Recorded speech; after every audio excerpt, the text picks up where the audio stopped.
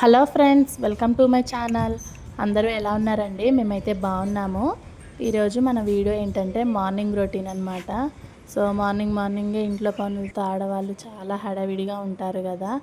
So చూసారుగా, first అయితే నేను గిన్నెలు రుద్దేసి స్టవ్ కూడా క్లీన్ చేసేసుకున్నాను.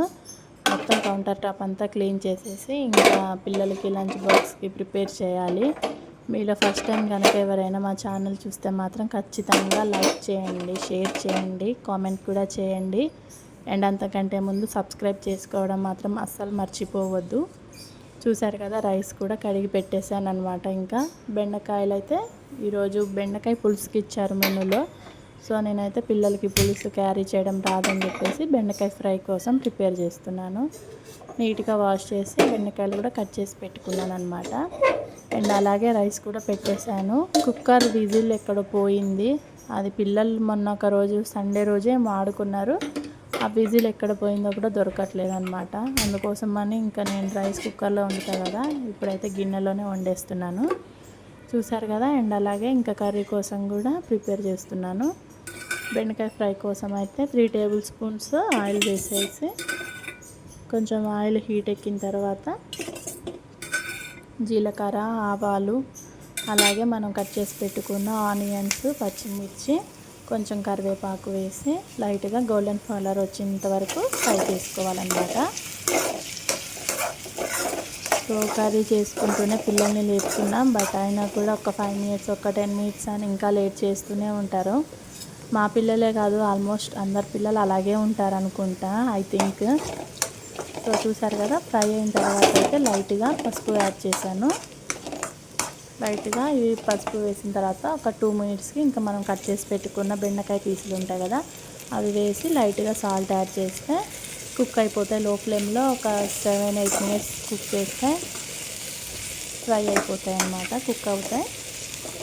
సో ఇంకేంటంటే పిల్లల్ని లేపి రెడీ చేయాలి.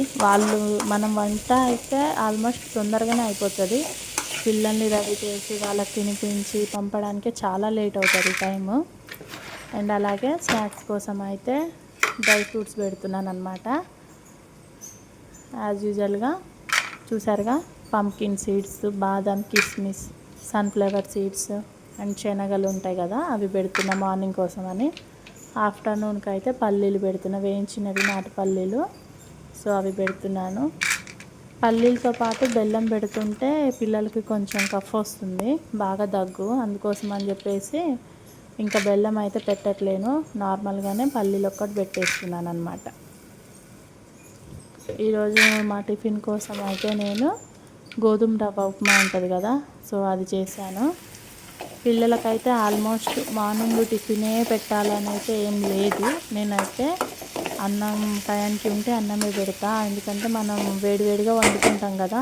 సో అందుకోసమని రైస్ అయితే మాత్రం ఖచ్చితంగా రైస్ పెడతా. టిఫిన్స్ కుదరినప్పుడు అయితే అదే తినాలి ఇదే తినాలి అని అయితే అంత ఏం ఆర్గ్యూ చేయరనమాట. చూసారు కదా, కర్రీ కూడా రెడీ అయిపోయింది. ఆల్మోస్ట్ స్నాక్స్ పెట్టడం కూడా కంప్లీట్ అయిపోయింది.